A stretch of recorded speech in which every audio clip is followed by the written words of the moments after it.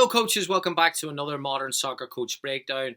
This week we're going to look at scoring and creating opportunities in transition.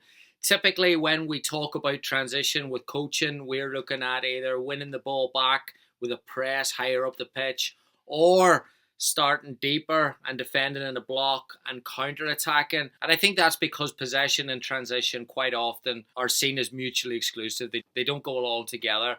But in this breakdown, we're going to see how they can go together and how possession-based teams can add that little bit more to their attack by being extremely efficient when they lose the ball. Using Pep Guardiola and Jurgen Klopp as examples, please give it a like below and also make sure you're subscribing to the channel so you don't miss any videos. It means a lot. We're trying to get up to 30,000 subscribers, so everyone counts. Here we go, scoring in transition. Okay, let's start putting possession and transition together. A great quote from Jurgen Klopp, a classic quote that he had a few years ago. The best moment to win the ball is immediately after your team has just lost it. The opponent is still looking for orientation and will have expanded energy. Both make them vulnerable. So what Klopp is saying there is that it's not just your team that may not have their structure and shape together. The opposition will have adapted and there are opportunities there to take advantage of. So what we're going to look in this video is that yes, there's energy and there's intensity to win the ball back, but there's also a structure underneath that can help maximize those opportunities when you lose the ball back and you're not the one that is vulnerable. It's your opponents that are vulnerable. So it takes a little bit of work from a tactical viewpoint, but that's what we're going to look at today. Here we go. So why are possession teams sometimes vulnerable? Well, a lot of them who commit to build from the back under pressure, which is great. For every pass, they get a little bit more expansive, which is normal. They can have flexibility with the shape, a little rotation here with the number 6 dropping deep. Again, that's a real positive, nothing wrong with that. But although this picture gives you a lot of attacking options, it also leaves you vulnerable if the ball is lost, primarily because of the structure underneath the ball and the distance from front to back.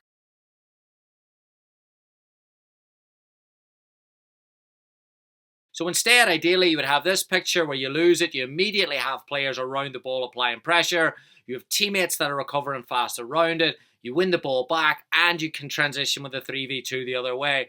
But what we're going to look at today is how do we get there? How do we get from being expansive in the build to having players around the ball when we lose it? Can you tactically set yourself up so you don't have to yell 6 seconds at the top of your lungs? You can set your team up more effectively than that. Here we go. So we're going to take a look at a tactical principle from Pep Guardiola when he was at Barcelona, that brilliant Barcelona team who was very, very expansive, who had a lot of interchanges in positions and rotations. Guardiola divided the pitch into 4 zones, and this dictated how aggressively they would counter press when they lost the ball. So we had a condition based on the number of passes in that zone. So as they progressed the ball, if they had 3 or more passes in the zone, they would counter press aggressively in that zone, meaning that they got their lines up and they got numbers around to support. If they had less than 3 passes in that zone, usually that meant that they didn't have numbers, so they would drop back 1 zone and then prepare to press aggressively again. And you can see here how it works. Numbers around the ball. Again, as Jurgen Klopp said, the opponents have moved their defensive structure. They are vulnerable as soon as they win the ball back as well. But you're in a better spot because you're organised, you have that structure underneath, and with intensity you can break and create a goal-scoring opportunity. This is an example where the ball goes into a zone where they have less than 3 passes. It goes into zone number 4 where it breaks down. And you can see here, because they haven't had the number of passes that they would like, they don't have the support around the ball. So they drop back 1 zone, but they're still in a really, really good position to go again once there's an opportunity to press. So it doesn't mean that they lose the ball and they drop back to their goal or they don't be aggressive. It's that the number of passes dictate where that aggression is going to take place, or if it's going to be a little bit of hybrid of structure and pressure. Very, very interesting. It's something that I don't think we talk a lot about when we're looking at Pep Guardiola's teams. Here's a first example. This is a 7v7, 4 zones game, so it looks pretty similar to the structure that we had with Pep Guardiola in Barcelona. The difference is here that you have an automatic overload in the first 2 zones. So it's a 2v1 and a 2v1 in red, 3v1 if you count the goalkeeper in the very first one, meaning they're going to break out fairly easily. But what you want them to do is you want them to move up with the ball. That every time they progress the ball, you allow them to add as many players, and you want the red team to move up with the ball. And then if they lose the ball, again, does that give them a structure to win the ball back quickly? Yes, the blue team can transition quickly to score goals. Of course, there's always a threat of that. But you want players to get comfortable with the risk that if they don't do it effectively and at the right intensity, there's going to be a chance for the opposition. And I think you want to recreate that with your training, that, and you don't want to make transitioning, well, you might be able to go or you can go. You want to make it where they know that if they don't go, there's going to be an opportunity at the other end, because ultimately that's what's going to happen against good teams. So a really good game to replicate progression, replicate intensity, and replicate risk if it doesn't go right. Hello coaches, you asked and we delivered. One of the most popular requests we get on this channel is pass and warm-ups, and it's not the regular slow way to be passing exercises. No, what coaches are looking for is the one-touch, intricate combination type exercises with that emphasis on quality, technique and tempo. So we have decided to put 30 of these exercises together and release them on an ebook that you can get access to right away. If you're a youth coach who's looking for some extra technical work, or you're even a college coach or a club coach working with older players looking for some warm-up exercises or some pictures to align with your tactical objectives, we can help you out. Our new ebook, 30 passing practices, is available on the link below. It's a PowerPoint that includes video, session details, and coaching points on each slide. Tons of ideas, tons of different pictures, lots of adaptions. You can get it on the link below or at modernsoccercoach.com/shop. Thanks for the support and enjoy.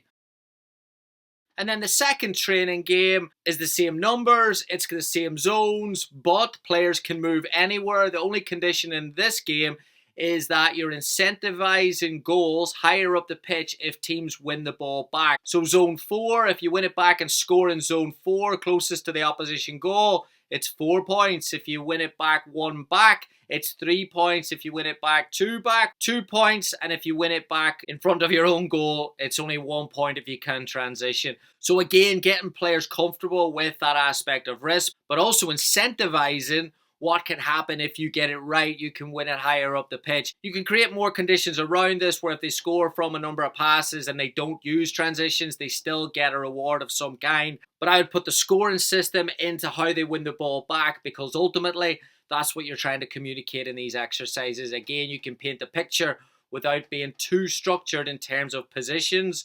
Get them used to the pictures and then you can go from there. So there you have it, coaches. Just some concepts there around transition. I find the Pep Guardiola principle really, really interesting. I think it's really, really helpful for a possession-based team, because sometimes when you're looking at build-up and you're looking at attacking with the ball, you're not looking at the moment when you're going to lose it, because you're trying to look for those key spaces around the defensive aspects. So that spacing's completely different. Then when you lose the ball, often the first thing you're looking at is what the counter-attacking threat from the opposition is, so they don't score right away. But that can then trickle down into dropping back, and all of a sudden you're in a medium-low block, and all of a sudden you're absorbing a lot of pressure. What I like about Pep Guardiola's principle, and what I like about Jurgen Klopp's quote, is that it incentivizes the opportunity that if you win the ball higher, when you lose the ball, the opposition are not prepared for it, even though they were defending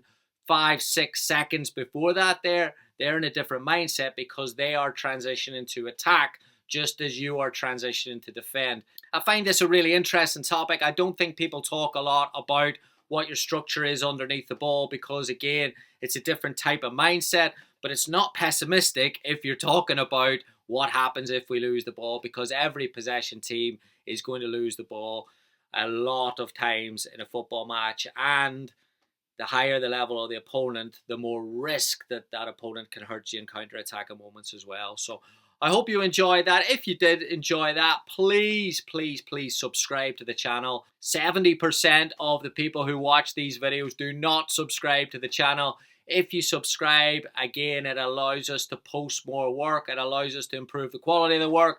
It allows us to do much, much more. So if you enjoy the work and you subscribe, I guarantee you we can keep it coming. I guarantee you we can keep the quality going. I guarantee you we'll keep improving. Thank you so much for the support. I'll see you next week. Goodbye.